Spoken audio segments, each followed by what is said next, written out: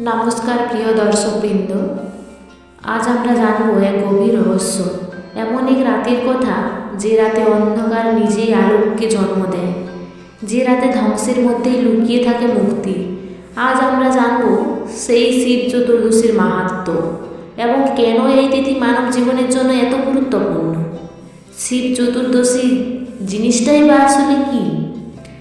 শিব চতুর্দশী পড়ে কৃষ্ণপক্ষের চতুর্দশী তিথিতে, অর্থাৎ আমাবস্যার ঠিক আগের রাত। চারিদিকে তখন অন্ধকার, চাঁদের আলো ক্ষীণ। ঠিক সেই সময়েই জাগ্রত হন মহাদেব। এই রাত কেবল পূজার নয়, এই রাত আত্মশুদ্ধি, পাপক্ষয় ও মোক্ষের পথ। কিন্তু প্রশ্ন একটাই, এই রাতেই কেন শিবের আরাধনা সবচেয়ে শক্তিশালী? এর উত্তর লুকিয়ে আছে এক মহাভয়ঙ্কর অথচ আশ্চর্য ঘটনার মধ্যে। একসময় দেবতা ও অসুরেরা মিলিত হয়ে শুরু করলেন সমুদ্র মন্থন।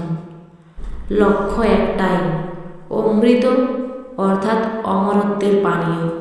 কিন্তু মন্থনের শুরুতেই ঘটল অপ্রত্যাশিত ঘটনা।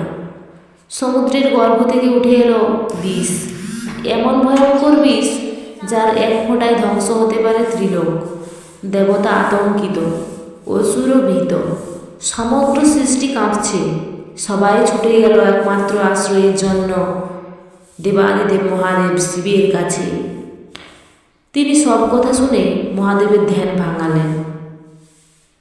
তিনি জানতেন এই বিষ যদি পৃথিবীতে পড়ে তবে সমস্ত সৃষ্টি ধ্বংস হবে। কোনো দ্বিধা না করে, কোনো প্রশ্ন না তুলে মহাদেব সেই বিষ নিজের কণ্ঠে ধারণ করলেন। তিনি গিললেন না, তিনি থামিয়ে রাখলেন নিজের গলায়।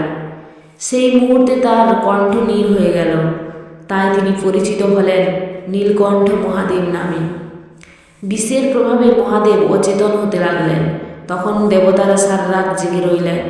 গঙ্গার জল ঢাললেন শিবলিঙ্গে, বেলপাতা অর্পণ করলেন। ওম নমঃ শিবায় ধ্বনিতে চারদিকে মুখরিত হল। সেই রাত ছিল কৃষ্ণপক্ষ চতুর্দশী। দেবতাদের এই জাগরণ, উপবাস ও পূজার ফলেই মহাদেব স্থির রইলেন, সৃষ্টি রক্ষা পেল। সেই থেকেই এই রাত পরিচিত হল শিব চতুর্দশী নামে। এই দিন উপবাস করলে পাপ ক্ষয় হয়। এই রাত জেগে শিব শক্তির আরাধনা করলে অজান্তের পাপও নাশ হয়। এই তিথিতে শিবলিঙ্গে জল ঢাললে সংসারের ক্লেশ দূর হয়। শিব চতুর্দশী হল অহংকার ত্যাগ ও আত্মসমর্পণের দিন।